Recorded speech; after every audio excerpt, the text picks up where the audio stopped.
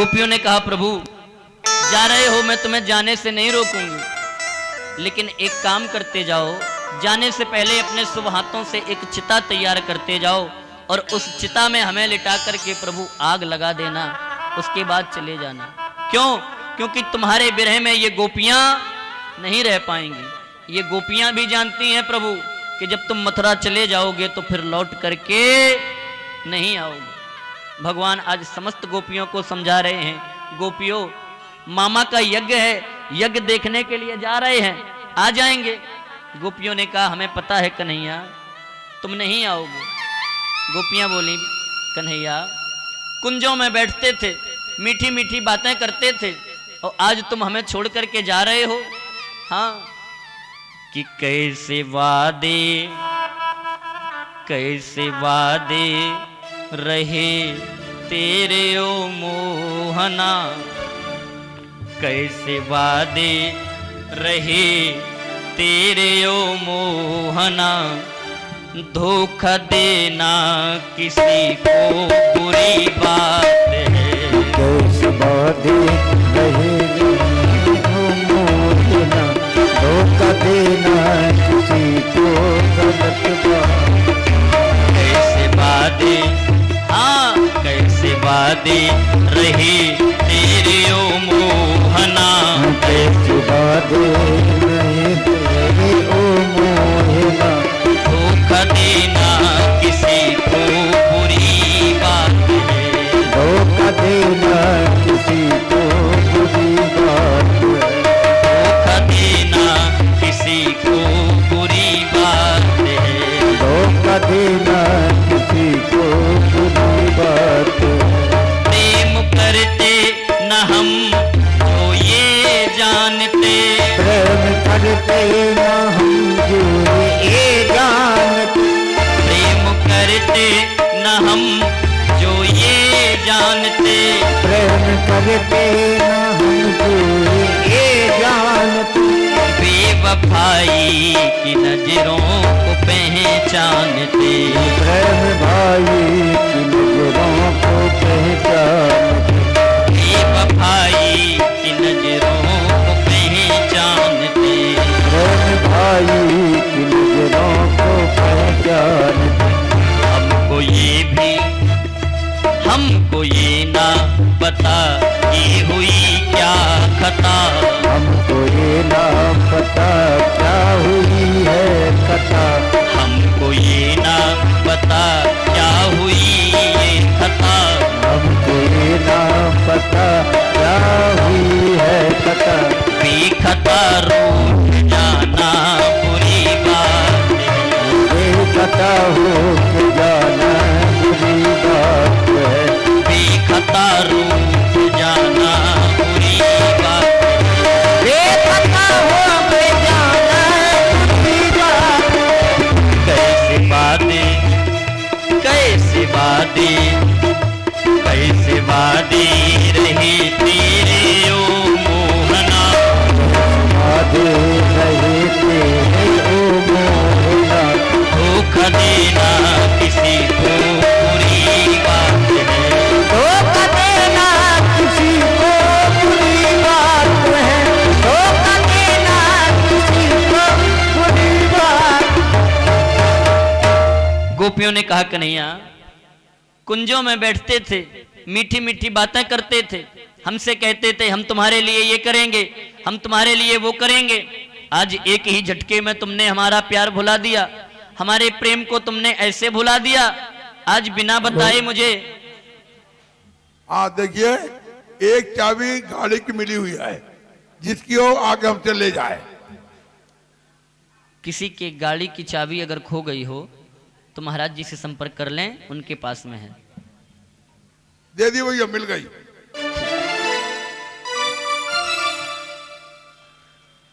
गोपियों ने कहा कन्हैया तुमने आज एक ही झटके में मेरे प्रेम को भुला दिया और आज तुम बिना बताए हमसे और मथुरा जा रहे हो।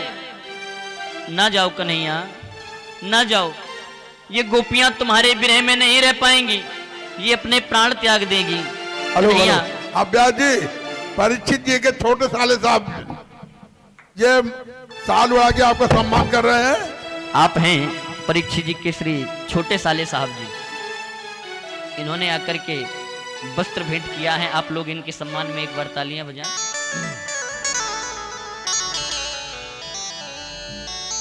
गोपियों ने कहा कन्हैया ना जाओ, तुम्हारे विरह में ये गोपियां नहीं रह पाएंगी, प्राण छोड़ देंगी, क्योंकि अभी तक हमसे मीठी मीठी बातें करते रहे और अब तुम हमें छोड़ करके जा रहे हो। ना जाओ कन्हैया। कि रथ के ऊपर से आओ उतर मुरलीधर। के ऊपर से आओ उतर मुरलीधर। रथ के ऊपर से आओ उतर मुरलीधर। रथ के ऊपर से आओ उतर मुरलीधर। जाने दूंगी न मथुरा नगरिया तुम्हें। जाने दूंगी न मथुरा नगरिया तुम्हें।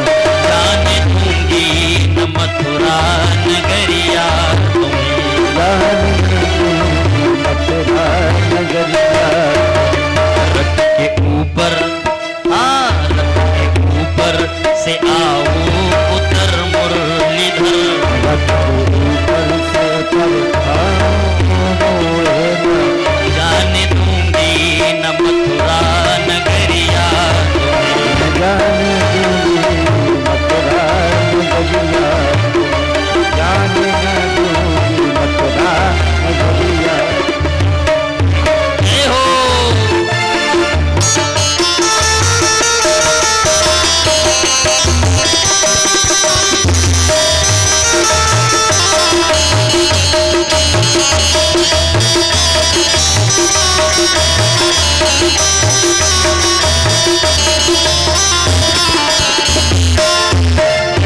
छोड़ कर के जो प्रीतम हमें जाओगे।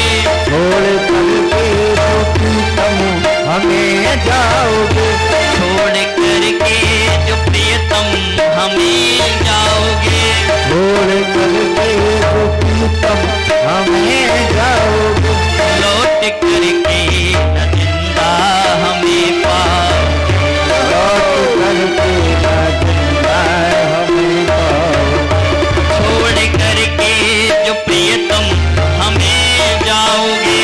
छोड़ करके जो प्रीतम हमें जाओगे।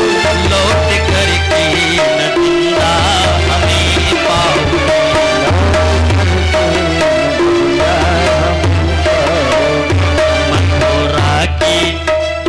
मथुरा की नारियां बड़ी जादूगर। मथुरा की नारियां बड़ी जादूगर। मथुरा की ये नारी बड़ी जादूगर। मथुरा की नारियां बड़ी जादूगर। फांसले मार तिरछी नजरिया तुम्हें। फांसले मार तिरछी नजरिया। फांसले मार तिरछी नजरिया। फांसले मार तिरछी नजरिया। रथ के ऊपर, हाँ रथ के ऊपर से आओ उतर मुरलीधर। रथ के ऊपर से आओ उतर मुरलीधर। जाने दूंगी न मथुरा नगरिया। जाने दूंगी मथुरा नगरिया। जाने दूंगी मथुरा नगरिया। गोपियों ने कहा प्रभु ना जाओ हमें छोड़ करके, क्योंकि यदि तुम चले गए तो ये गोपियां तुम्हारे विरह में जीवित नहीं रहेंगी। इन गोपियों का शरीर अब पुनः तुम नहीं देख पाओगे। भगवान ने कहा गोपियों मजबूरी है, जाना पड़ेगा, क्योंकि मामा का निमंत्रण है। मामा ने निमंत्रण भेजा है, यज्ञ को देखने के लिए जा रहे हैं और यज्ञ देख करके पुनः हम आ जाएंगे। गोपियों ने कहा कन्हैया ये गोपियां जानती हैं कि तू यदि आज चला गया तो फिर कभी लौट करके नहीं आएगा। भगवान ने अक्रूर से कहा चाचा रथ बढ़ाओ। आज अक्रूर ने रथ को बढ़ाया और जैसे ही रथ को बढ़ाया आज गोपियां रथ के नीचे लेट गईं। भगवान हमें पता है तुम यदि आज चले गए इन गोपियों को छोड़ करके तो वापस नहीं आओगे, मेरा वही काम कर दो, वही काम कर दो। अगर जा रहे हो तो इन गोपियों को मार करके इनके ऊपर से रथ ले जाओ। अगर जाना चाहते हो तो इन गोपियों के ऊपर से रथ को ले जाओ, क्योंकि ये गोपियां अब तुम्हारे विरह में जिंदा नहीं रहेंगी। जाते हो अगर मोहन, हमें पता है प्रभु तुम जा रहे हो, तुम लौट के नहीं आओगे, इसलिए जा रहे हो तो एक काम कर दो। जाते हो अगर मोहन तो इतना अवश्य करके जाना, एक चिता बनाकर हम सबकी प्रभु आग लगा करके जाना। अगर जाना चाहते हो तो इन गोपियों के लिए एक चिता तैयार कर दो, क्योंकि ये गोपियां तुम्हारे विरह में नहीं रह पाएंगी। गोविंद भगवान ने आज एक एक गोपी को रथ के नीचे से उठाया, सबको हृदय से लगा रहे हैं। गोपियों मैं यज्ञ को देख करके आ जाऊंगा, सबको सांत्वना दे रहे हैं। इधर अक्रूर को इशारा किया, चाचा आप रथ बढ़ाओ। आज प्रभु और बलराम दोनों लोग रथ पर बैठ करके आज अक्रूर के साथ में चल दिए। पहले यमुना के किनारे से होकर के रास्ता थी वृंदावन से और मथुरा की ओर, कच्ची पगडंडी थी। आज जैसे ही आगे बढ़े अक्रूर ने कहा, कन्हैया अब हमें स्नान करना है, इसलिए रथ को खड़ा कर दिया, चलो हम भी स्नान कर लें, तुम भी कर लो। भगवान ने कहा, न चाचा मुझे स्नान नहीं करना, मुझे यमुना से बहुत डर लगता है, मैं नहीं जाऊंगा। अक्रूर ने कहा, कोई बात नहीं तो मैं ही कर लेता हूं। आज अक्रूर ने जैसे ही यमुना में डुबकी लगाई तो आज भगवान को यमुना के अंदर देखा। दर्शन हुए हैं यहां पर अक्रूर को, यमुना के अंदर दर्शन दिए भगवान ने। अक्रूर जी ने कहा, ये यमुना के अंदर, ये तो रथ पे बैठे थे। फिर डुबकी खोली तो देखा कि वही रथ पर बैठे हैं। डुबकी लगाएं तो जल के अंदर भी वही, और जब बाहर खोलें तो रथ पर भी वही। यहां पर प्रभु ने अक्रूर को दर्शन दिए हैं। अक्रूर ने बड़ी सुंदर स्तुति प्रभु की। पहुंचे मथुरा में, मथुरा में पहुंचे, बाबा नंद और ग्वाल बाल सब पहले से ही पहुंच गए हैं। वहीं पर प्रभु को भी ठहरा दिया गया, भगवान को। अच्छा ये बताओ, जिस समय प्रभु राम जनकपुरी में पहुंचे थे तो ये किसने कहा था विश्वामित्र जी से? किसने कहा था कि नगर भ्रमण करना चाहते हैं, नाथ लखनपुर देखन चाही? किसने कहा था विश्वामित्र जी से? लक्ष्मण ने कहा था या राम ने कहा था? गुरु जी से नगर भ्रमण की जब आज्ञा मांगी थी तो किसने मांगी थी, लक्ष्मण जी ने कि राम ने? राम ने कहा था कि गुरुजी छोटे भैया का मन हो रहा है, नगर भ्रमण करना है तो हम भी चले जाएं। किसने कहा था? राम ने। और यहां राम कौन है? यहां राम कौन है? हैं? कौन है राम? कृष्ण नहीं है। हाँ, राम नाम किसका है? बलराम जी का। बताया था नाम तो राम है लेकिन बल अधिक होगा इसलिए बलराम कहा जाएगा। नाम तो राम रखा था। बलराम जी ने कहा, बाबा हमारी इच्छा हो रही है, मथुरा की सजावट बहुत अच्छी है, नगर की जो सजावट है बहुत अच्छी है, तो हमारे मन में विचार ये हो रहा है कि चलो नगर में भ्रमण कर लिया जाए। हमारी भी इच्छा हो रही है, लाला की भी इच्छा हो रही है। बाबा ने कहा, जा तो रहे हो लेकिन ये ध्यान रखना तुम बड़े हो और ये बड़ा नटखटी है छोटा वाला, इसका ध्यान रखना कहीं कोई उत्पात ना कर दे। बलराम जी ने कहा, बाबा उसकी चिंता ना करो, मेरे साथ जा रहा है।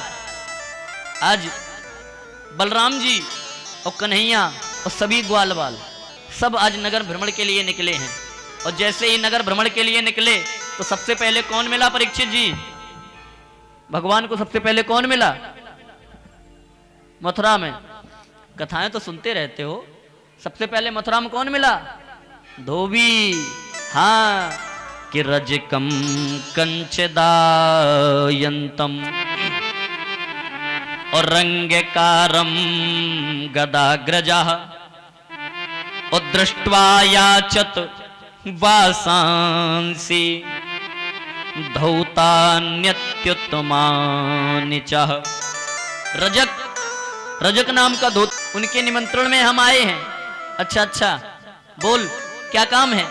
मामा, यहाँ की सुंदरता जो है मथुरा की बड़ी उच्च है, और हमारे जो वस्त्र हैं ये ग्वालों वाले हैं, ग्वालों वाले मैले फटे पुराने मैले कुचैले वस्त्र हैं। हमें कुछ वस्त्र दे दो, हम भी पहन लें, मथुरा नगर में भ्रमण कर लें। धोबी ने कहा अच्छा वस्त्र देंगे हम तुम्हें? नहीं दे पाएंगे। नहीं दोगे ना? अब भैया विचार करो, क्या प्रभु के यहाँ वस्त्रों की कमी होगी? हैं? जिनके यहाँ 9 लाख गौएं हैं, नंद बाबा के यहाँ 9 लाख गौएं, 9 लाख गौएं हैं, क्या उनके यहाँ पर वस्त्रों की कमी हो सकती है? नहीं हो सकती। फिर भगवान ने वस्त्र क्यों मांगे? क्योंकि भगवान को बहाना चाहिए, बहाना चाहिए, क्योंकि भगवान इस धोबी को मारना चाहते हैं, मारना चाहते हैं। क्यों? क्योंकि ये धोबी वही है त्रेता युग वाला जिसने ये अफवाह फैलाई थी अयोध्या में कि वो राम, मैं राम नहीं हूं, जिन्होंने इतने दिनों तक सीता को लंका में रहने के बाद भी अपना लिया था। हाँ, मैं वो धोबी नहीं हूं, उस सीता को अपना लिया था। इसी धोबी की वजह से सीता को जंगल में जाना पड़ा था। भगवान ने विचार किया कि तब तो हम मर्यादा पुरुषोत्तम थे, अब हम मर्यादा पुरुषोत्तम नहीं हैं, अब हम लीला पुरुषोत्तम हैं। अब तो हमें बहाना चाहिए। भगवान ने वस्त्र मांगे, धोबी ने मना कर दिया, मना कर दिया। अच्छा ये बताओ, धोबी के पास वस्त्र कैसे होते हैं? नए होते हैं। धोबी के पास वस्त्र पुराने होते हैं। अगर दर्जी से मांगते तो बात भी अलग थी, नए वस्त्र मिल जाते। धोबी के पास पुराने वस्त्र होते हैं। भगवान को तो बहाना चाहिए था। हाँ, बहाना मारने के लिए। भगवान ने कहा वस्त्र दे दो, धोबी ने कहा नहीं देंगे, नहीं दोगे ना। भगवान इतने में ही कुपित हो गए, कुपित हो गए, क्रोध में आ गए। और क्रोध में आकर के भगवान ने क्या किया कि एवं विकथ्यमानस्य कुपितो देवकी सुतः रजकस्य कराग्रेण शिराकायादपातयत।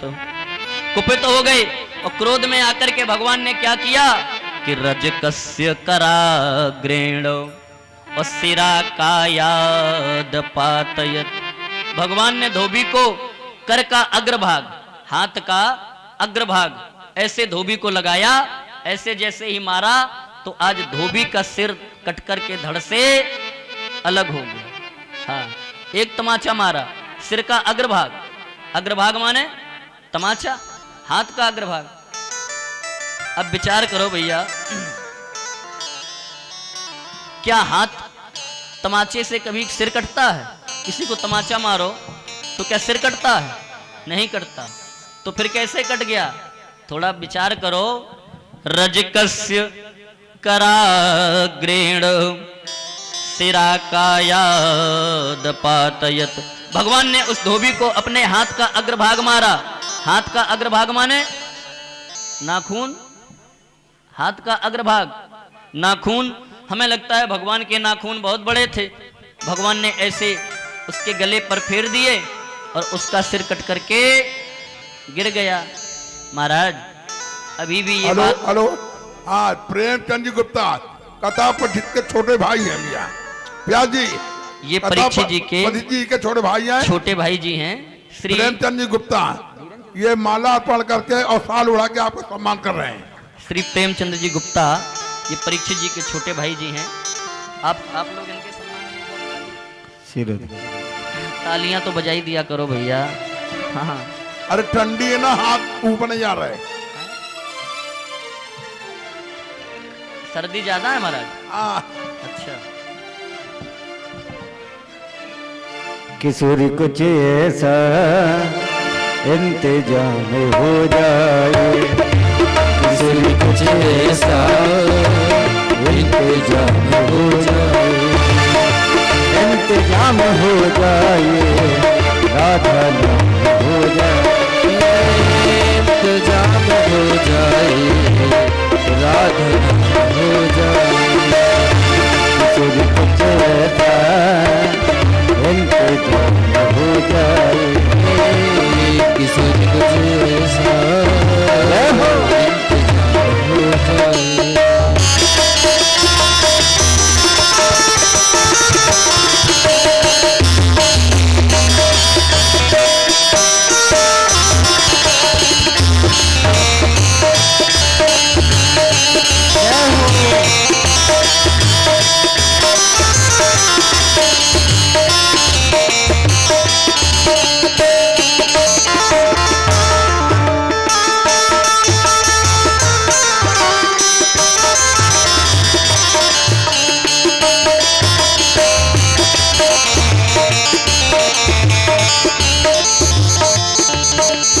अपने भक्तों पर कृपा करती हो श्री राधे, तुम अपने भक्तों पे कृपा करती हो श्री राधे, तुम्हारे चरणों में मेरा मकाम हो जाए, तुम्हारे चरणों में मेरा मकाम हो जाए, तुम कुछ ऐसा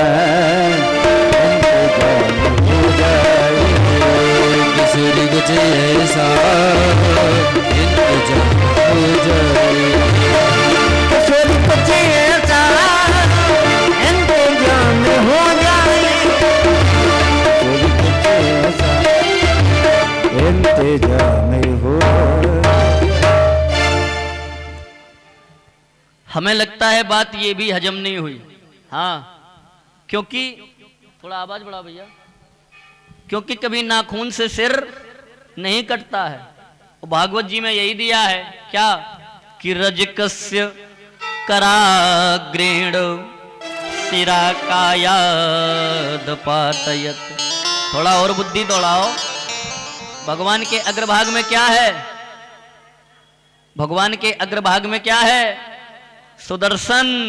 हमें लगता है भगवान ने ऐसा सुदर्शन घुमा दिया और उस धोबी का सिर कट करके अलग हो गया। इतना अंतर है श्लोकबद्ध कथा में और संगीतमय कथा में। अगर संगीतमय कथा होती तो यही कहा जाता कि भगवान ने ऐसा धोबी को उठाया और उठा करके पटक दिया। हाँ, इतना अंतर है। आज जैसे ही धोबी का सिर कट के अलग गिरा, बलराम जी ने कहा कन्हैया मैंने तुमसे मना किया था, नगर भ्रमण तो करोगे लेकिन तुम उत्पात नहीं करोगे, और तुमने मर्डर करना प्रारंभ कर दिया। हाँ, हत्या करना प्रारंभ कर दिया तुमने, जबकि मना किया था कि उत्पात नहीं करना है। क्या जी? हाँ, अच्छा, समस्त लोगों को सम्मानित किया आपने, और हमारे श्री सुल्लू जी महाराज को भी आपने सम्मानित किया। आप एक बार इनके सम्मान में पुनः ताली बजाएं, क्योंकि समस्त टीम को, हमारे संगीत वालों को भी इन्होंने सम्मानित किया है। तो बलराम जी ने कहा देखो कन्हैया तुमने उत्पात फिर से प्रारंभ कर दिया। भगवान ने कहा भूल गए, ये वही धोबी है जिसके कहने पर मैंने तुम्हारे द्वारा सीता को वन में भिजवाया था, तुम्हारी गर्भवती भाभी को वन में भिजवाया था। तब तो हमने विचार किया था कि ये मैं मर्यादा पुरुषोत्तम हूं, इसलिए मैं कुछ नहीं कर पाया, लेकिन इस जन्म में आकर के मैंने उसका बदला पूरा कर दिया। हाँ, आज धोबी से धुले हुए वस्त्र लिए और वस्त्रों को पहन लिया। अब वस्त्र तो राजाओं के थे, वस्त्र राजाओं के थे, बड़े बड़े थे। अब जब ग्वाल वालों ने उन वस्त्रों को पहना तो वस्त्र तो बहुत बड़े थे, इतने बड़े थे कि नीचे तक फैल रहे थे। स्थिति ये बन गई परीक्षित जी महाराज कि जिस गली से होकर के निकल जाए वहीं पर मोदी का सफाई अभियान चालू। हाँ, ढीले ढाले वस्त्र, बड़े वस्त्र और बालकों ने पहन लिए। जिस गली से होकर के निकल जाएं तो मोदी का सफाई अभियान चालू। ग्वाल वालों ने कहा, कन्हैया मुझे पता नहीं था कि तुम्हारा मामा इतना पैसे वाला है, तो उसके यहां उसी हिसाब से आते, मैया से कहते तो मैया हमारे लिए नए वस्त्र सिलती, उनको पहन करके आते। ये ढीले ढाले वस्त्र हैं। भगवान ने कहा चिंता मत करो, आगे बढ़े। और जब आगे बढ़े तो दर्जी मिला। आज ये वही दर्जी है, त्रेता युग में इसने भगवान को वस्त्र सिल करके पहनाए थे। त्रेता युग में जब प्रभु राम जनकपुरी में पहुंचे थे, ये जनकपुरी का दर्जी था, इसने भगवान को वस्त्र पहनाए थे और कहा यह था कि प्रभु एक बार सेवा का मौका हमें पुनः देना। भगवान ने कहा तो जाओ, द्वापर में जब हम कृष्ण बन करके आएंगे तो तुम्हारे हाथ के सिले हुए वस्त्र ही हम पहनेंगे। और आगे बढ़े, सुदामा नाम का माली मिला। ये पूर्व जन्म में हेममाली था, पूर्व जन्म में हेममाली था।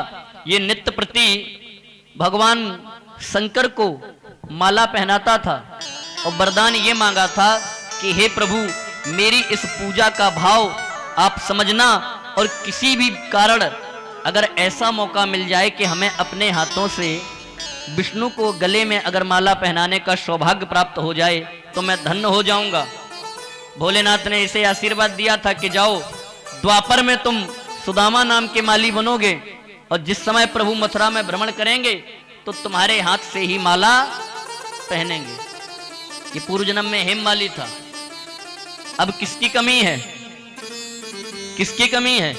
वस्त्र भी हो गए, माला भी हो गई, किसकी कमी है? चंदन की। हाँ, आगे बढ़े प्रभु।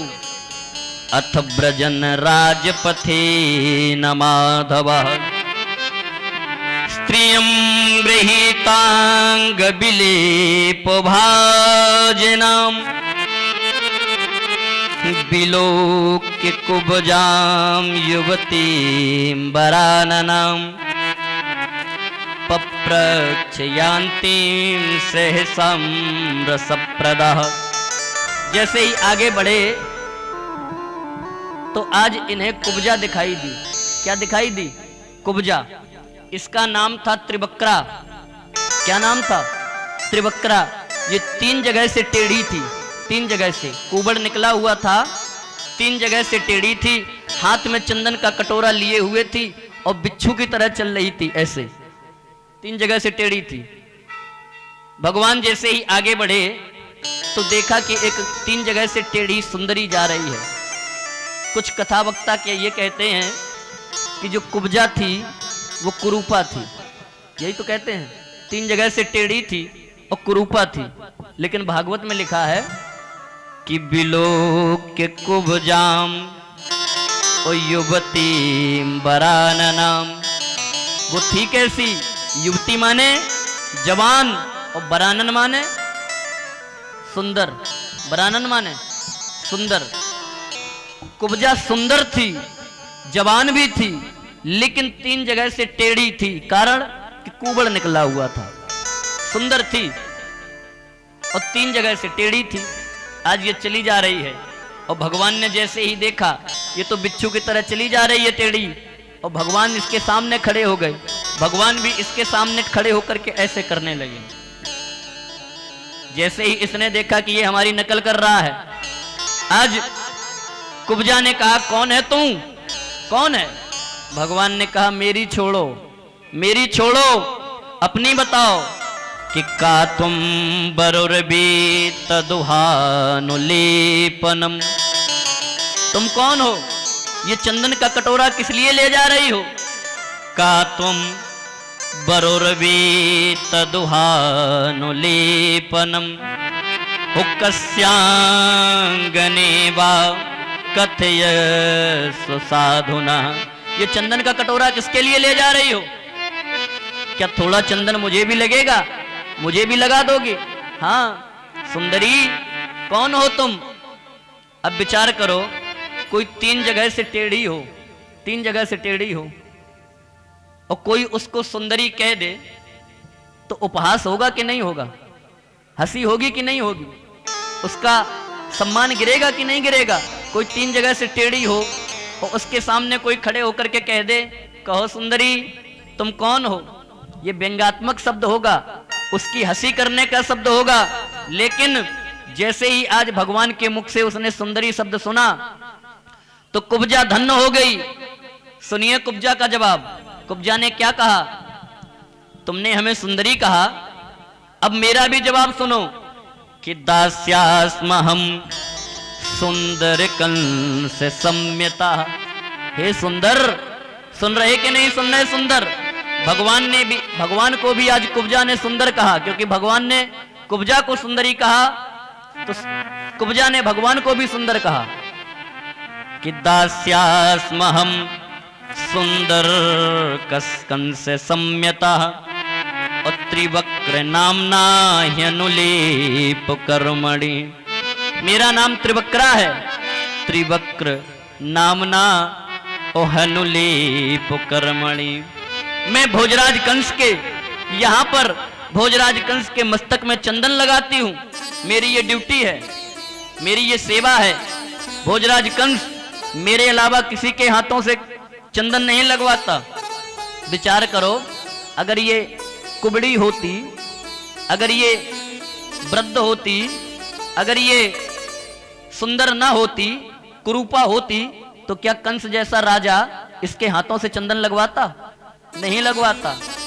ये थी तो सुंदर, जवान भी थी, लेकिन 3 जगह से टेढ़ी थी।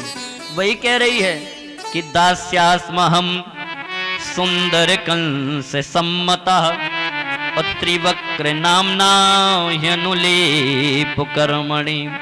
मैं महाराज भोजराज कंस के यहाँ पर चंदन लगाती हूँ। महाराज कंस मेरे हाथों के अलावा किसी के हाथों से चंदन नहीं लगवाते। भगवान ने कहा तो क्या थोड़ा चंदन हमें भी मिलेगा? थोड़ा चंदन हमें भी लगा दो। उसने कहा कि जाओ, वैसे हम किसी को चंदन लगाते तो नहीं हैं, लेकिन तुमने हमें सुंदरी कहा है तो हम भी तुम्हें अब चंदन लगा देंगे। भगवान ने कहा तो लगाओ। भगवान खड़े हो गए। आज ये जो कुब्जा थी, एक हाथ में कटोरा लिए है चंदन का, और जैसे ही इसने चंदन हाथों में भरा और जैसे ही लगाने के लिए प्रयास किया, 3 जगह से टेढ़ी थी, भगवान के मस्तक पर नहीं पहुंची।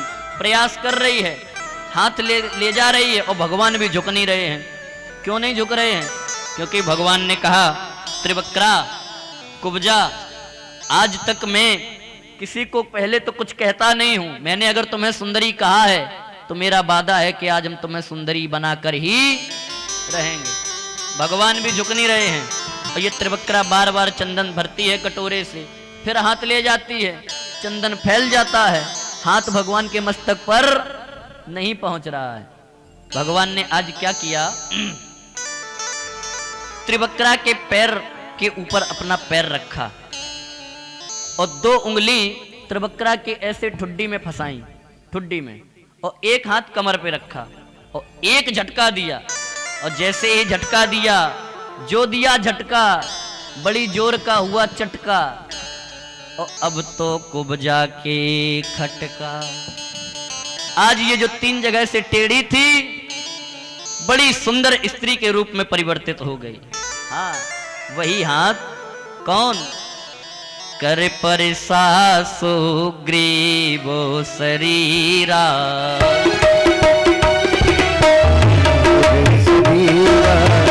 कर पर सासु ग्रीवो शरीरा, कर पर सासु ग्रीवो शरीरा, कर पर सासु ग्रीवो शरीरा, सासु ग्रीवो शरीरा, कन्या कुल से गई सब पीरा, कन्या कुल से गए सब पीरा, कन्या कुल से गए।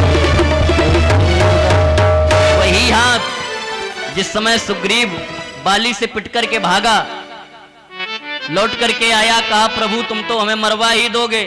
हाँ, वो तो दांव मिल गया तो भाग आए, नहीं तो ये बाली हमें वहीं मार डालता, और तुम यहाँ खड़े खड़े देखते रहे।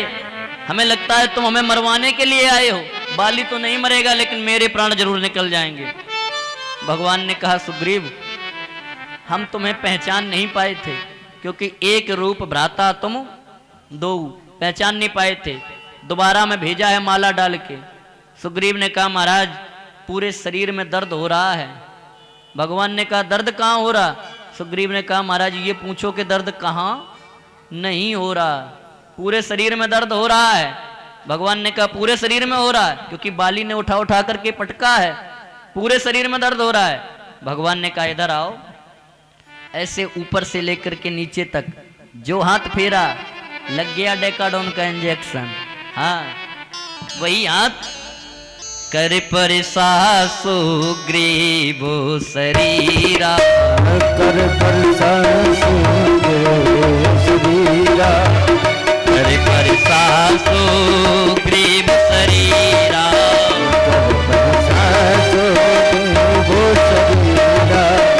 कन्या कुल से गई सब पीरा, कन्या कुल से गई सब पीरा, सब पीरा। आज भगवान ने कुब्जा को भी सुंदर बना दिया, बड़ा सुंदरी बना दिया। और जैसे ही सुंदरी बनाया भगवान ने कहा अब हम चलें।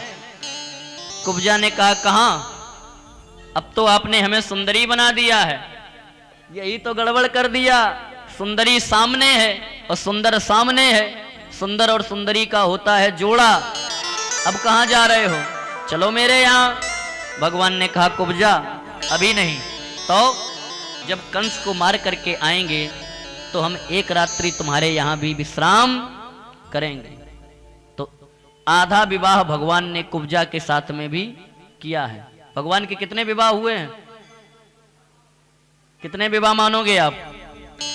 16,109 प्रमाणित बात। 16,109 16,000 सौरानियां कल आएगा, आप सुनेंगे कथा। 16,000 सौरानियां जो भौमासुर ने अपनी कैद में रखी थी, जब उनका वध किया भौमासुर का, तो उन समस्त कन्याओं के साथ में भगवान ने विवाह किया। 16,000 सौ वो हो गए। 8 पटरानियां भगवान की, और एक विवाह राधा जी के साथ में हुआ है भांडीर वन में, जो ब्रह्मा जी ने बांचा है। और आधा विवाह सभी लोग तालियां बजा करके इसको भी स्वीकार करो, क्योंकि एक रात भगवान कुब्जा पर भी कृपा करेंगे, वचन दिया है इसको। फिर चले आगे, और जो आगे चले तो क्या देखा कि धनुष रखा है। धनुष, बड़ी जोर की भीड़ लगी है। भगवान ने कहा दाऊ भैया, हाँ ये भीड़ क्यों लगी है? दाऊ भैया ने कहा ऐसा है तुम चुपचाप चलो, बहुत उत्पात कर रहे हो तुम। हाँ भगवान ने कहा देखने तो दो क्या हो रहा है। और जो भीड़ के अंदर घुस के देखा तो धनुष रखा है, यही परशुराम जी वाला। भगवान ने कहा ये क्यों रखा है? वहां के लोगों ने बताया इस धनुष को कोई तोड़ नहीं पाया। भगवान ने आज बाएं हाथ से उस धनुष को उठाया, और धनुष उठा करके जैसे ही प्रत्यंचा को चढ़ाया, धनुष 2 खंडों में विभाजित हो गया। और जो धनुष टूटा आज कंस घबराने लगा। अब कंस को विचार आ रहा है। कंस समझ गया कि हमें लगता है कि यही मेरा मारने वाला, यही देवकी का अष्टम गर्भ है। अब नारद जी की बात पर पूर्णता भरोसा हुआ है। अब इसे सन्निपात हो गया। सन्निपात, इसने 1000 हाथ ऊंचा मंच बनवाया।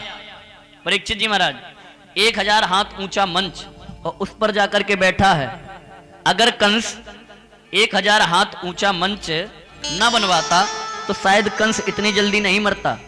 अभी आप सुनना, भगवान का और कंस का युद्ध नहीं हुआ है, युद्ध नहीं हुआ है, बस भगवान ने ऊपर से उठा करके फेंक दिया है और नीचे गिरा, कंस मर गया। हाँ, जब जीव का अंत समय आता है, व्यक्ति अपनी मौत का प्रबंध खुद करता है, खुद।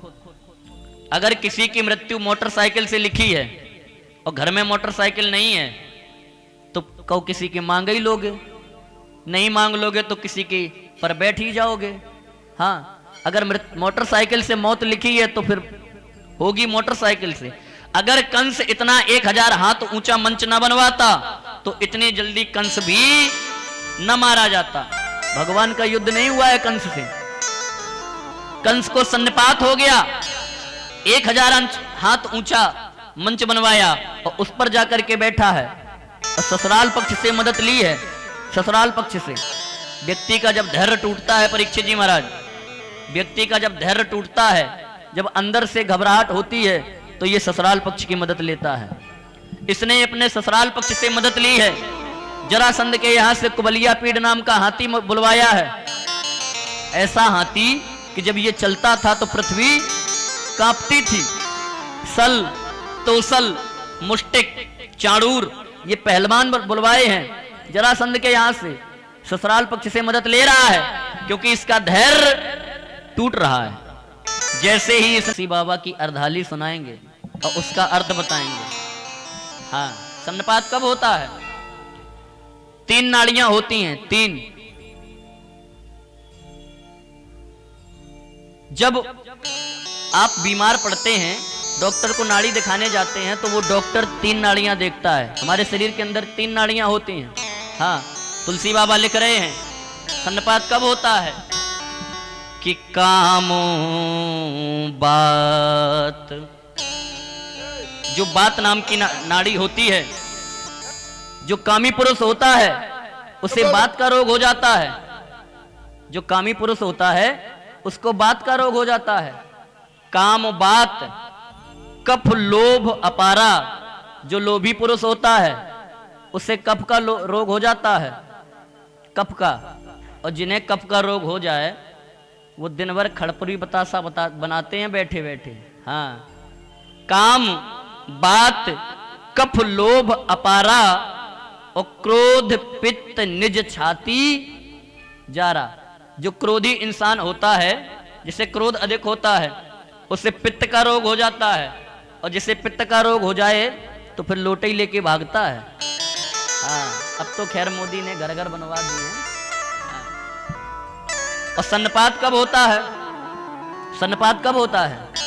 तुलसी बाबा ने लिखा है, प्रीत करहीं जो तीनों भाई, प्रीत करेंगे तीनों भाई, प्रीत करहीं जो तीनों भाई, प्रीत करें जो तीनों भाई, उपजे सन्ने पाते दुखदाई, उपजय सन्ने पाते दुखदाई, उपजय सन्ने पाते दुखदाई।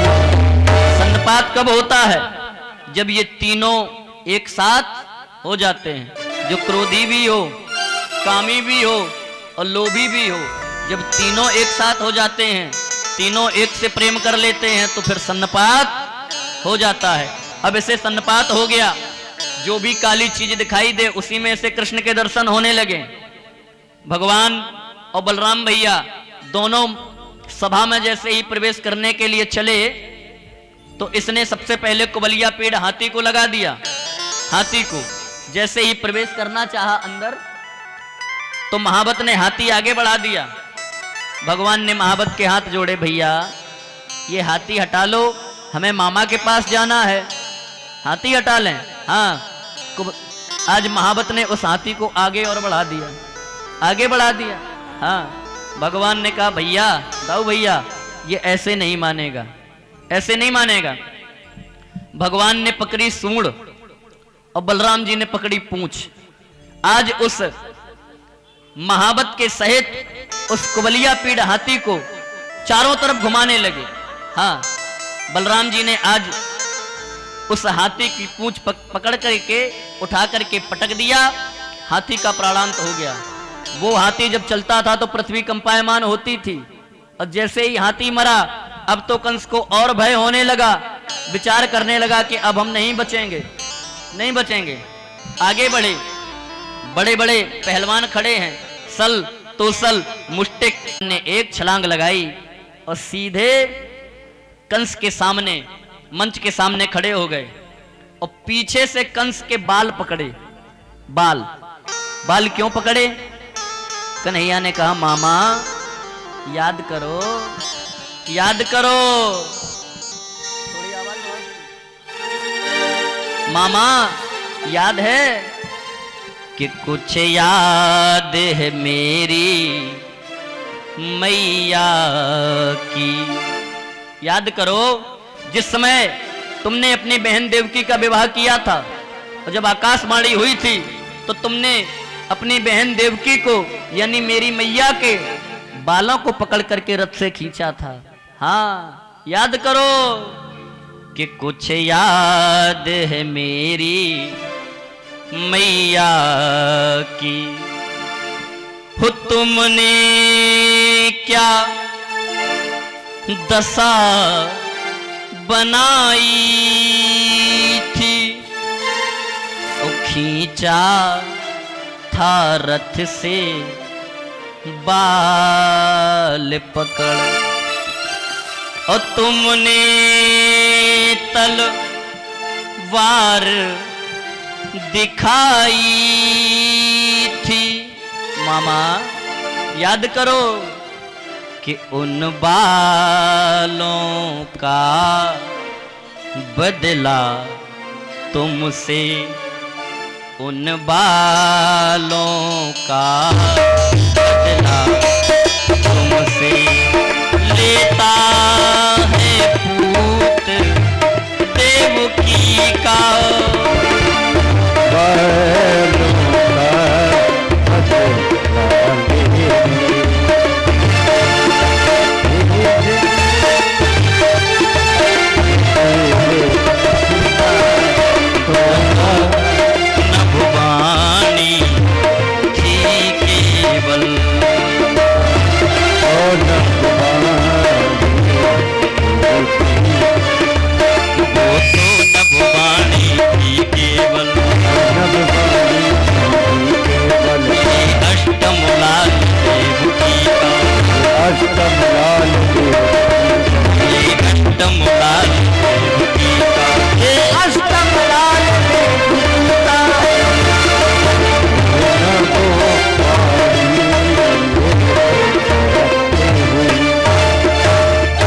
याद करो मामा, तुमने जब मेरी मैया के बालों को पकड़ा था और बाल पकड़ करके खींचा था, तो आज मैं उन्हीं बालों का बदला लेने के लिए आया हूं।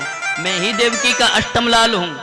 हाँ बाल पकड़ करके ऐसे घुमाए कि प्रग्रह केसे सो और चलत किरीटम और निपात रंगो पर तुंग मंचार।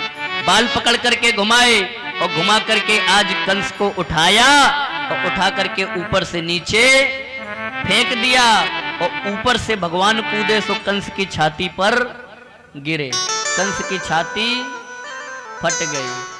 हाँ देखो ऐसे बैठ गए सब लोग जैसे कोई रिश्तेदार खत्म हुए लोग। जैसे कंस तुम्हारा रिश्तेदार था क्या है? अरे कंस मरा है, कम से कम अत्याचारी का अंत हुआ है, एक बार तो तालियां बजाओ। ऐसे बैठ गए जैसे हाय मेरो कंस चलो गो। भगवान ने कंस का उद्धार किया। कंस के 8 भाई और थे। इन्होंने देखा कि आज मेरे भैया का वध इसने कृष्ण ने कर दिया है, ये भी दौड़े भगवान को मारने के लिए। आज भगवान ने उन 8 का भी वध कर दिया। सबसे पहले गए नाना उग्रसेन को जेल से मुक्त कराया, बंधन से मुक्त कराया। माता पिता वसुदेव और देवकी को बंधन से मुक्त किया। बंधन से मुक्त करने के बाद में आज राज्याभिषेक की तैयारी होने लगी। भगवान से कहा गया कि बेटा तुम्हें हम राज्याभिषेक दे दें। भगवान ने कहा नाना हम इस राज्य को नहीं संभाल पाएंगे। क्यों? क्योंकि मेरे वंश में श्राप लगा है कि मेरे वंश में कोई भी राजा नहीं होगा। उस दिन कथा सूक्ष्म कर दी थी। जिस समय महाराज यदु से अपनी आयु मांगी थी, यदु के पिता ने, जिस समय देवयानी का विवाह हुआ था ययाति महाराज से, तो शुक्राचार्य ने क्या किया था, अपने ही दामाद को बूढ़ा बना दिया था, वृद्ध, श्राप दे दिया था। और जब ययाति महाराज ने प्रार्थना की थी तो ये शुक्राचार्य जी ने ये कहा था, तुम्हारे 5 पुत्र हैं, 5 पुत्रों में से जो तुम्हें आयु दे देगा उसकी आयु तुम्हें मिल जाएगी, तुम्हारी आयु उसे प्राप्त हो जाएगी। यदु से आयु मांगी, यदु ने कह दिया पिताजी आयु तो सबको कर्मों के अनुसार मिलती है, ये आयु कहीं किसी की दी नहीं जाती है, आयु हम आपको नहीं दे पाएंगे। ययाति महाराज को क्रोध आ गया, कहा जाओ आज तुमने मुझे अपनी आयु देने से मना किया है, उम्र देने से मना किया है, हम श्राप देते हैं कि तुम्हारे वंश में कोई राजा नहीं होगा। और भगवान भी उसी वंश के हैं। भगवान ने कहा नाना राज्य हम नहीं करेंगे, क्योंकि मेरे वंश को श्राप लगा है कि मथुरा में यदु का वंश नहीं होगा, कोई राजा नहीं बनेगा, इसलिए राजा आप ही रहो, कार्यभार हम संभालते रहेंगे। हाँ, आज उग्रसेन को राजा बनाया और स्वयं कार्यभार संभाल रहे हैं। सबसे पहले प्रभु विद्या अध्ययन करने के लिए सांदीपनि गुरु के आश्रम में पहुंचे। यहां पर प्रभु ने 64 दिनों में 64 विद्याओं का अध्ययन किया। 64 दिनों में 64 विद्याओं का अध्ययन करने के बाद जब लौटने लगे, गुरु जी से कहा गुरुदेव आपने हमें विद्या अध्ययन कराया है, अब हमसे कुछ गुरुदक्षिणा ले लो। गुरु जी ने कहा अगर गुरुदक्षिणा देना चाहते हो तो मेरा एक पुत्र था जो समुद्र में गया था स्नान करने के लिए और वो आज तक वापस नहीं आया है, वो पुत्र हमें वापस कर दो। भगवान समुद्र के पास पहुंचे, समुद्र से कहा तुम्हारे पास में मेरे गुरु का एक बालक आया था, उसे हमें वापस करो। समुद्र ने कहा महाराज हमें नहीं है पता कहाँ है वो, क्योंकि मेरे अंदर एक राक्षस रहता है पांचजन्य नाम का, हमें लगता है उसी राक्षस ने तुम्हारे गुरुदेव के बालक का वध कर दिया। भगवान ने समुद्र में प्रवेश किया तो देखा कि पांचजन्य नाम का राक्षस बैठा था। भगवान का इससे युद्ध हुआ। युद्ध होने के बाद में सबसे पहले यमराज के लोक में गए और जहां यमराज के पास पहुंचे, यमराज से कहा यमराज मेरे गुरु का पुत्र तुम्हारे पास आया है, वो पुत्र मुझे वापस कर दो। यमराज ने कहा प्रभु ये तो सृष्टि का नियम भंग हो जाएगा, क्योंकि आज तक जो मर गया उसको फिर पुनः वापस नहीं किया जाता। भगवान ने कहा चाहे कुछ भी हो जाए, आज गुरु ने हमसे ये मांगा है, हमें भले ही इस सृष्टि का नियम बदलना पड़े, गुरु ने ये दक्षिणा मांगी है तो हमें उनका पुत्र वापस करना पड़ेगा। आज यमराज के यहां से अपने गुरुदेव के बालक को लिया और लाकर के गुरु जी को सौंप दिया। लौट करके आज पुनः मथुरा में आए, अटारी पर बैठे हैं प्रभु, मथुरा की तरफ देख रहे हैं, लेकिन आज जैसे ही प्रभु ने मथुरा की तरफ देखा तो आज पुरानी बातें याद आने लगी कि किस प्रकार से हम मथुरा वृंदावन में रहते थे, ग्वाल वालों के साथ में माखन खाते थे, गौएं चराने के लिए जाते थे, गोपियों के साथ में महाराज करते थे, मैया यशोदा के हाथों से माखन खाते थे।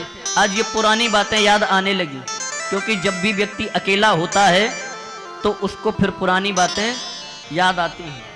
आज प्रभु अकेले अटारी पर बैठे हैं, पुरानी बातें याद आने लगी। एक बात और, जीवन में सब कुछ भूल सकते हो, लेकिन जिसने तुम्हारे ऊपर एहसान किया है उस एहसान को आप कभी भी नहीं भूल सकते। और यशोदा ने बहुत एहसान किया है, माँ का प्यार दिया है बचपन से लेकर के। आज मैया यशोदा की इतनी याद आई प्रभु को कि नेत्रों से आंसू निकलने लगे। उसी समय प्रभु के पास में एक व्यक्ति का आगमन हुआ, एक व्यक्ति का। वो व्यक्ति कौन है कि वृषणी नाम प्रवरो मंत्री, वृषणी नाम प्रवरो मंत्री और कृष्णस्य दयिता सखा। इस व्यक्ति के 3 संबंध हैं भगवान से। पहला संबंध वृषणी नाम प्रवरो मंत्री, मथुरा का राजमंत्री भी है, पहला संबंध मथुरा का मंत्री है। और कृष्णस्य दयिता सखा, भगवान का मित्र है और शिष्य बृहस्पति साक्षात, उद्धवो बुद्धि सत्तमा।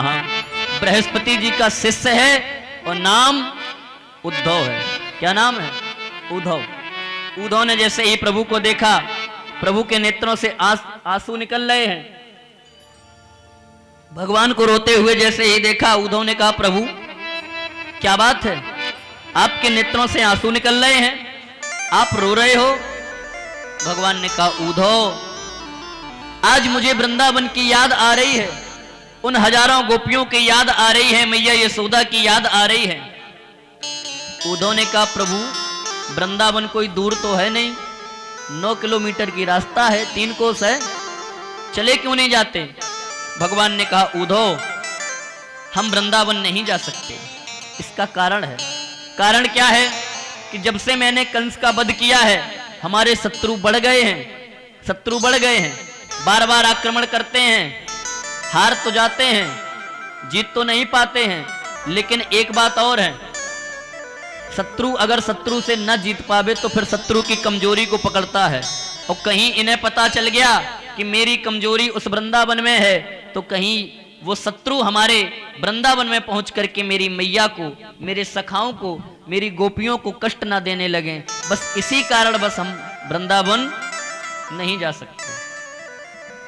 उद्धव ने कहा, प्रभु तो मेरे लिए आदेश क्या है? भगवान ने कहा, उद्धव एक काम करो कि उद्धव जाओ तुम वृंदावन, मेरा पैगाम ले जाना, मेरा पैगाम ले जाना।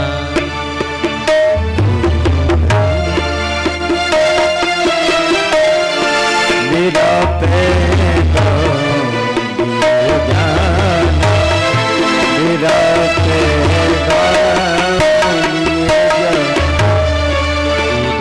जाना। तुम वृंदावन मेरा पैगाम ले जाना,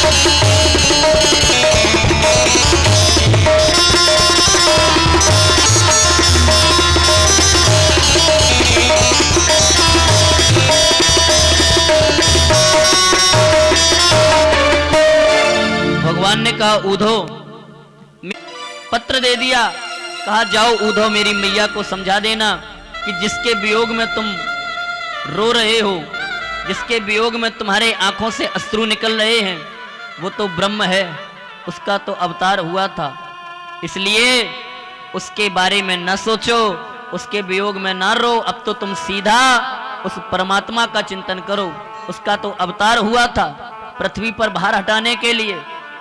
आज पत्र को लिया ऊधव ने, चले जा रहे हैं।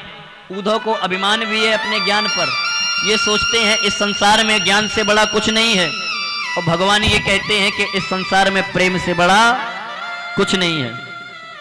अभिमान भी है ऊधव को। चले, और जैसे ही चले तो आज ऊधव के मन में नाना प्रकार के विचार आने लगे। विचार कर रहे हैं कि भगवान ने पत्र तो दे दिया है, उन ग्वालों को, गमारों को मैं क्या समझाऊंगा, क्योंकि वो तो गमार हैं, ग्वाले हैं, और हम ज्ञानियों में अग्रणी हैं, हम उन्हें क्या समझाएंगे। जैसे ही वृंदावन में पहुंचे और जो ऊधव ने वृंदावन की भूमि पर अपना चरण रखा, मानो ऊधव को एक विचित्र प्रकार के करंट महसूस हुआ, क्योंकि ऊधव को ज्ञान का अभिमान है, और भगवान ने ऊधव को इसीलिए भेजा है कि ऊधव जब तुम वृंदावन जाओगे तो तुम्हारे ज्ञान का अभिमान चूर चूर हो जाएगा। हाँ, जैसे ही ऊधव पहुंचे, ग्वाल सखा बैठे थे। ग्वाल सखा से पूछा, भैया मैया यशोदा के महल की रास्ता कौन है। ग्वाल वालों ने कहा, भैया मैया यशोदा के महल की रास्ता बड़ी सरल है, बड़ी सरल है। ये जो आपको नदी दिखाई दे रही है, इस नदी के किनारे किनारे चले जाओ, और जहां से इस नदी का उद्गम हुआ है बस समझ जाना कि वही यशोदा का घर है। क्योंकि ये नदी कोई नदी नहीं है, ये नदी, इसमें जो जल आपको दिखाई दे रहा है, ये भगवान के विरह में रो रहे उन हजारों गोपियों मैया यशोदा के नेत्रों से जो आंसू निकल रहे हैं, आज वही इस नदी के रूप में परिवर्तित हो गए।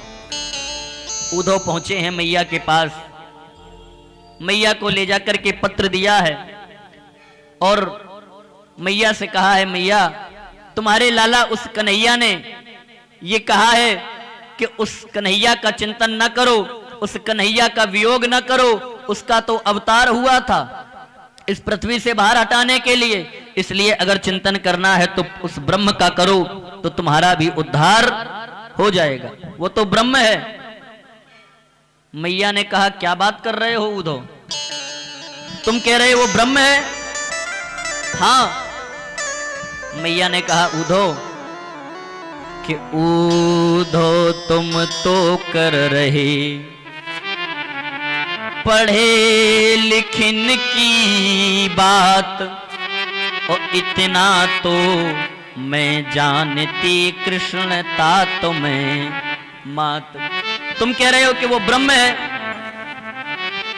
और मैंने ये देखा है कि वो मेरा पुत्र था। ब्रह्म की परिभाषा क्या है, बिन पग चले सुने बिन काना, कर बिन कर्म करे बिन नाना, आनंद बिन बाणी बक्ता बड़ जोगी। ब्रह्म की तो परिभाषा ये है, और मैंने जब अनुभव किया है तो मैं अपना अनुभव ये बता रहा हूं कि मैंने अपने इन्हीं हाथों से उसको भोजन कराया है, इन्हीं हाथों से उसकी शौच साफ की है, इन्हीं हाथों से उसको स्नान कराया है। और ऊधव जब वो ऊधम करता था, जब वो शरारत करता था, तो मैंने इन्हीं हाथों से उसकी पिटाई भी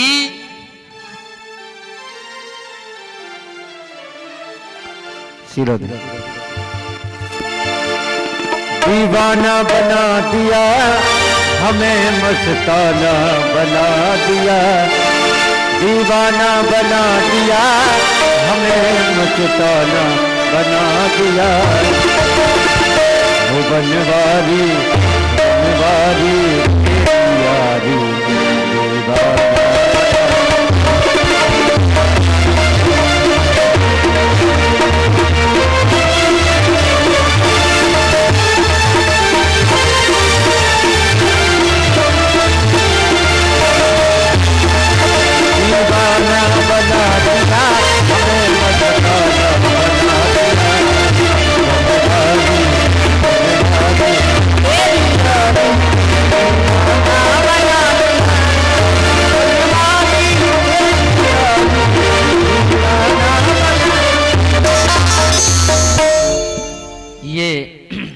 हमारे परीक्षित जी के ही सुपौत्र हैं नाती, छोटे वाले का पुत्र है। तो इसने आकर के आज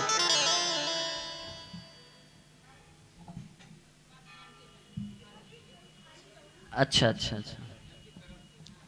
चलिए कोई नहीं, इनके सम्मान में आप एक बार तालियां बजा दें। हाँ, मैया ने कहा ऊधो तुम कह रहे हो वो ब्रह्म है, और मैंने इन्हीं हाथों से उसको भोजन कराया है, इन्हीं हाथों से उसकी शौच साफ की है, इन्हीं हाथों से मैंने उसको नहलाया है, और जब वो शरारत करके आता था तो मैंने इन्हीं हाथों से उसकी पिटाई भी की है, और तुम कह रहे हो कि वो ब्रह्म है। मैं नहीं मान सकती, वो ब्रह्म नहीं हो सकता।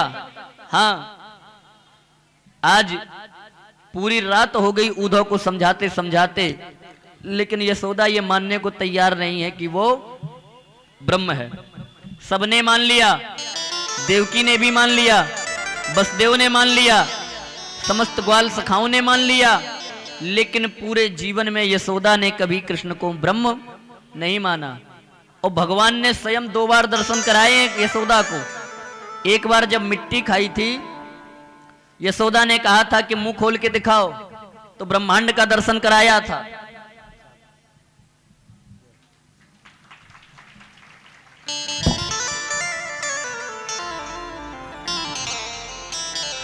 तब ब्रह्मांड के दर्शन कराए थे, और एक बार और मैया यशोदा को दर्शन कराए थे।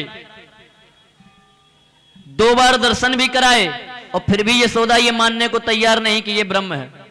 पूरी रात हो गई ऊधव को समझाते समझाते, लेकिन मैया यशोदा ये मानने को तैयार नहीं है, क्योंकि वो तो यही जानती हैं कि जिन हाथों से मैंने उसको नहलाया है, जिन हाथों से मैंने उसको भोजन कराया है, जिन हाथों से मैंने उसकी पिटाई की है, वो कभी ब्रह्म नहीं हो सकता। जैसे ही सुबह हुई, सुबह होते ही आज ऊधव ने गोपियों को समझाया, गोपियों के पास पहुंचे, गोपियों से कहा अरे गोपियों, उस श्याम सुंदर ने तुम्हारे लिए ये संदेश भेजा है कि अब तुम उसका चिंतन न करो, उसका वियोग न करो। उसका तो अवतार हुआ था इस पृथ्वी पर भार हटाने के लिए, इसलिए तुम्हारी भलाई इसी में है कि उस तुम परम ब्रह्म का चिंतन करो, उस ब्रह्म का ध्यान करो।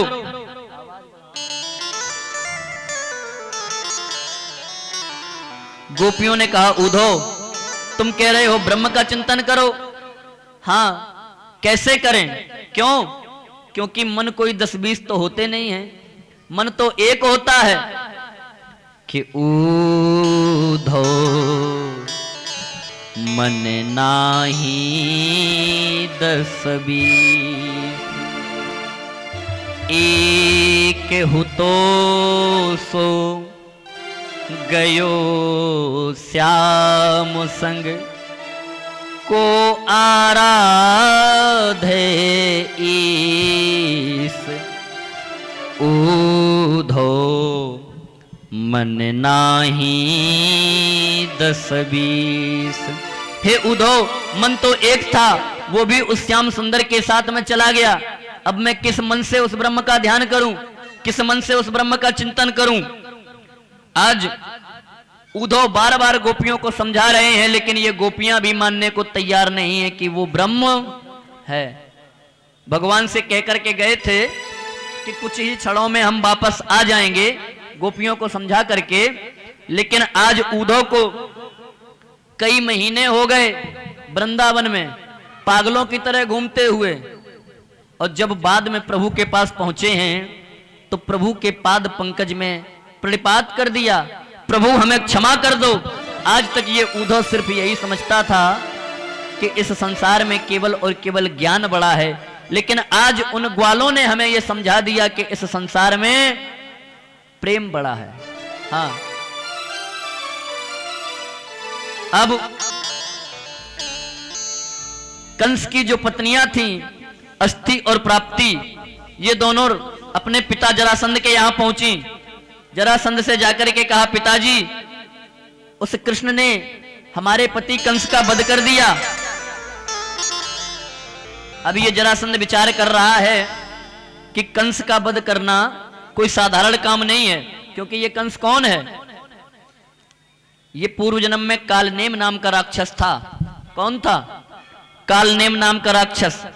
ये कंस इतना शक्तिशाली था कि वो कुबलिया पीड़ हाथी जब वो पृथ्वी पर चलता था तो पृथ्वी कंपित होती थी, कंपायमान होती थी। और इस कंस ने उस कुबलिया पीड़ को ऐसे घुमा करके फेंक दिया था जैसे कोई गजराज पुष्प को उठा करके फेंक देता। हेलो, हाँ दिनेश भाई जितना ये दिनेश सोनी, ये गोल्डी रेडीमेड मैची देवी चौक बांधा की ओर से आपको सम्मान किया जा रहा है, और दुपट्टा एवं कंबल। व्यास जी, ये हमारे इस मंदिर के पुराने यजमान हैं। ये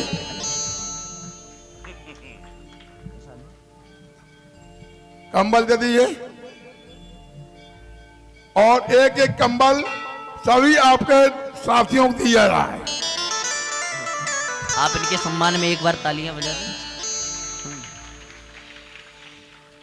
व्यास जी, नए की शुभकामनाएं हो जाए कम से कम आज।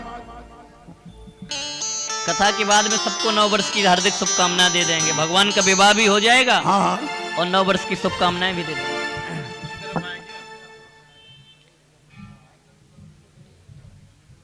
कंस की जो पत्नियां थीं अस्थि और प्राप्ति, इन्होंने जाकर के जब अपने पिता जरासंध से कहा कि पिताजी, मेरे पति कंस का उस ग्वाले ने वध कर दिया। अब ये जरासंध विचार कर रहा है कि कंस कोई साधारण नहीं था। आवाज खींच क्यों रहा है ये? और कम कर दो। जरासंध विचार कर रहा है कि ये कंस कोई साधारण नहीं था। वो कुबलिया पीड़ हाथी जब चलता था तो पृथ्वी कंपायमान होती थी। उस कुबलिया पीड़ हाथी को कंस ने उठा करके मथुरा से फेंका था और सीधा मगध में गिरा था आकर के कुबलिया पीड़, और उस कंस को कोई ऐसे मार देगा। अब ये विचार कर रहा है कि हमें लगता है प्रभु का प्राकट हो गया, लेकिन अब प्रभु का प्राकट तो हो गया है, ठीक उसी प्रकार से विचार कर रहा है जैसे रावण ने विचार किया था। सुप्रखा ने जाकर के कहा था कि भैया भैया 2 लड़के राम लखन इस दंडक वन में आए हैं, हमरा एक सीता नामी सुकुमारी नारी लाए हैं, उन्होंने हमारी ये नाक कान काट दी। तो रावण ने क्या कहा था कि यहां तक चली आई, अरे खरदूषण से जाकर के कह देती। सुप्रखा ने कहा भैया कहा तो उन्हीं से था, हाँ, लेकिन जब वो सेना लेकर के गए तो उस बड़े तपस्या ने उनको मार दिया। वो सेना लेकर गए वहां, अत्यंत घोर संग्राम किया, लेकिन उन बड़े तपस्या ने उन सब का काम तमाम किया। बोलिए महाराज।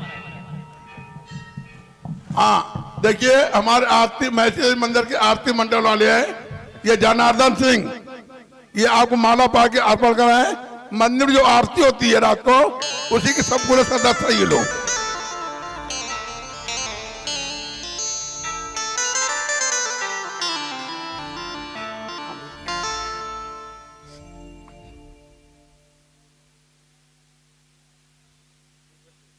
आज हमें लगता है महाराज जी माला से आप पूरा ढक दोगे। अरे ये तो क्योंकि बहुत लंबी लाइन लगी है। हाँ, शेखर सिंह से मैं निवेदन करूंगा वो तुरंत जाए और माला अर्पण करें। ये पूरी मंडली मंदिर की आरती मंडल है पूरा।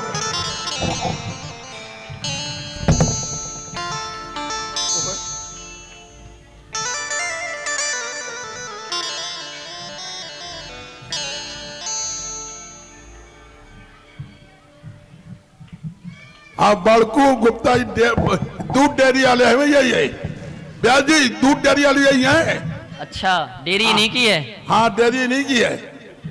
इन्हीं के यहाँ से दूध आता है? दूध तो नहीं बेचते। अच्छा, क्रीम निकाल लेते पहले। अब से भैया आई हमारे, ये सब पूरी आरती मंडल है पूरे मंदिर का।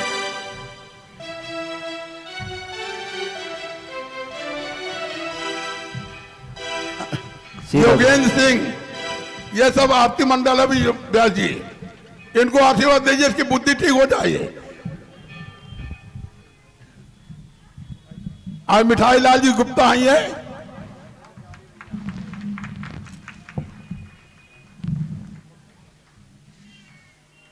ये शिवम शिवम चौरसिया,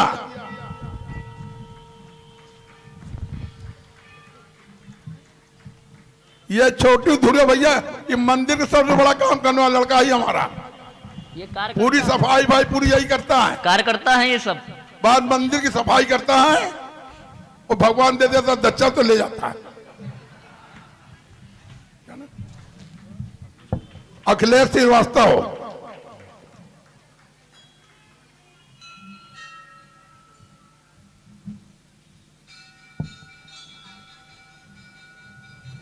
ऋषु सिंह, ये भी भैया मंदिर हमारे, हाँ ये भैया भक्त हैं व्यास जी, ये हमारी ये भागवत की कमेटी है, उसके बहुत बड़े सदस्य हैं हमारे।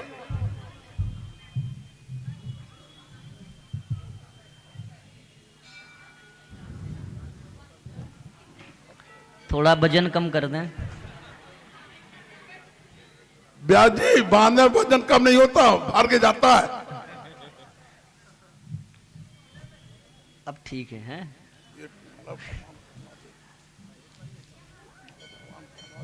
जरासंध से जैसे ही कहा गया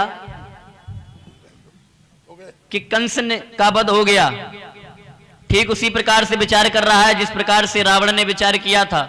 रावण ने सूर्पनखा से कहा था, पंडित जी भगवान जी किधर बैठा दीजिए, आप इधर आ जाओ।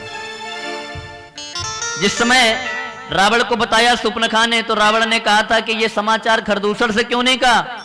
सूर्पनखा ने कहा भैया उनको बताया था, लेकिन उस बड़े तपस्वी ने उनका भी काम तमाम कर दिया। और जैसे ही सुना कि खरदूषण मारा गया, तो विचार कर रहा है रावण कि खरदूषण मौसम बलवंता और तिन्हे को मारे बिन भगवंता। हमें लगता है प्रभु का प्राकट्य हो गया है। अब रावण ने विचार किया भगवान का अवतार हो गया है, तो अब हम क्या करें, अवतार हो गया है। अब अगर हमने भगवान से प्रेम किया तो अब हम कहीं के नहीं रहेंगे, क्योंकि अभी तक हमने किया प्रभु से बैर। अब अगर हमने भगवान से प्रेम कर लिया तो हम कहीं के नहीं रहेंगे। भगवान को प्राप्त करना है तो सबसे उत्तम तरीका है या तो करो भगवान से प्रेम, हाँ भगवान की भक्ति, और अगर प्रेम और भक्ति नहीं कर रहे हो तो फिर करो भगवान से बैर, हाँ जैसे रावण ने किया। और बीच के रहे तो कहीं के नहीं रहोगे, या तो करो प्रेम या करो बैर। रावण ने विचार किया कि अभी तक हमने किया बैर, अब अगर हमने प्रेम कर लिया तो हम कहीं के नहीं रहेंगे। होई है भजन न तामस देहा, इस शरीर से अब भजन नहीं हो सकता, तो अब हम बैर करूंगा जा तो मैं जाए बैर हट करहूं और कुल समेत भवसागर तरहूं। आज उसी प्रकार से ये जरासंध विचार कर रहा है कि हमें अब प्रेम नहीं करना चाहिए। अभी तक हमने बैर किया तो आगे भी बैर करेंगे। इसने आज 23 अक्षौणी सेना को साथ में लिया और 23 अक्षौणी सेना के साथ में मथुरा पर आक्रमण किया, पराजित हो गया। परीक्षित जी महाराज दिखाई नहीं दे रहे, कहां गए? अच्छा, एक बार नहीं 17 बार आक्रमण किया इसने, 17 बार, और 17वां बार ये पराजित हो गया। देवर्षि नारद ने सुझाव दिया कि इस प्रकार से तुम उसे जीत नहीं पाओगे। शत्रु से अगर जीतना है, शत्रु को अगर जीतना है तो सबसे पहले शत्रु की कमजोरी ढूंढो, क्या कमजोरी है भैया। अगर अपने शत्रु को जीतना है तो उसकी कमजोरी पकड़ो कि इसकी कमजोरी क्या है। और तुम्हारे शत्रु की सबसे बड़ी कमजोरी यह है कि ये कभी ब्राह्मण के ऊपर, संत के ऊपर अस्त्र शस्त्र का प्रहार नहीं करता है। और जीतना चाहते हो तो ऐसा करो, अपनी सेना में ब्राह्मणों को, संतों को भर्ती करो। हाँ, जरासंध ने कहा महाराज कौन ऐसा ब्राह्मण होगा जो हमारी सेना में आएगा? नारद ने कहा ब्राह्मण संतों को भर्ती करने की आवश्यकता नहीं है, ये स्वरूप का भी सम्मान करता है। अपने सैनिकों को पीले वस्त्र पहना दो, चंदन लगा दो, त्रिपुंड लगा दो और बस इन्हीं को सामने खड़ा कर दो। नारद जी तो चले गए और इधर तब तक काल्यवन ने मथुरा पर आक्रमण किया। मथुरा पर काल्यवन ये म्लेच्छ था, इसने मथुरा पर आक्रमण किया। आक्रमण करने के बाद में जैसे ही प्रभु ने देखा कि काल्यवन ने आक्रमण किया और काल्यवन को यह वरदान प्राप्त है कि कि ये किसी भी अस्त्र शस्त्र से नहीं मरेगा। भगवान कालेवन से युद्ध करने के लिए गए और जैसे ही युद्ध स्थल में पहुंचे और वहां से सीधे भाग दिए। कालेवन ने सोचा कि ये हमसे डर करके भाग रहा है। कालेवन ने भगवान का पीछा किया, पीछा करता गया, भगवान भागते गए और भागते भागते भगवान एक गुफा में प्रवेश कर गए। एक गुफा में, उस गुफा में सो रहे थे मुचकुंद जी महाराज। मुचकुंद जी महाराज ये मानधाता के पुत्र हैं। मुचकुंद जी इन्होंने देवासुर संग्राम में देवताओं की तरफ से युद्ध किया था और युद्ध करने के बाद जब देवताओं ने कहा कि तुमने हमारी तरफ से युद्ध किया, हमसे कुछ मांग लो, तो इन्होंने कहा था कि युद्ध करते करते हम थक गए हैं, युद्ध करते करते हम थक गए हैं, हमें अब विश्राम करना है, सोना है। तो देवताओं ने कहा ठीक है, आज से हम तुम्हें वरदान देते हैं कि तुम जाकर के वहां पर सो, और ये वरदान हम तुम्हें देते हैं, तुम्हें जितना आराम करना है उतना करो। वरदान ये मेरी तरफ से है कि तुम्हें जो भी जगाएगा, जो जगाएगा, और उसे तुम अगर एक बार जी भर के देख लोगे तो वो तुम्हारी क्रोधाग्नि से जल करके भस्म हो जाए। दो लोग वो हैं, जो भी जिसे भी तुम देख लोगे, जो तुम्हें जगाएगा, तो जब तुम उसको देखोगे तो वो तुम्हारी क्रोधाग्नि से जल करके भस्म हो जाएगा। उसी गुफा में लेटे हुए थे मुचकुंद जी महाराज। भगवान भागते गए उस गुफा में प्रवेश कर गए। कालेवन ने सोचा हमें लगता है ये डर करके भागा है। कालेवन भी पीछे से चला गया। भगवान ने क्या किया, मुचकुंद जी महाराज सो रहे थे, उनके ऊपर अपना पीतांबर डाल दिया और खुद अंतर्धान हो गए। पीतांबर डला देखा, कालेवन ने सोचा हमें लगता है हमसे डर करके ये यहां छिप गया, सो गया आके। हाँ, कालेवन ने एक पैर का प्रहार किया, और जो पैर का प्रहार किया मुचकुंद जी महाराज के नेत्र खुले, और जो इसने कालेवन को देखा इन्होंने, आज ये कालेवन जल करके राख हो गया। इसे ये वरदान प्राप्त था कि किसी अस्त्र शस्त्र से नहीं मरोगे। जब इसका अंत हुआ तो मुचकुंद जी महाराज से अंत हुआ। आज भगवान ने मुचकुंद को दर्शन दिए, बड़ी सुंदर स्तुति की मुचकुंद जी महाराज ने।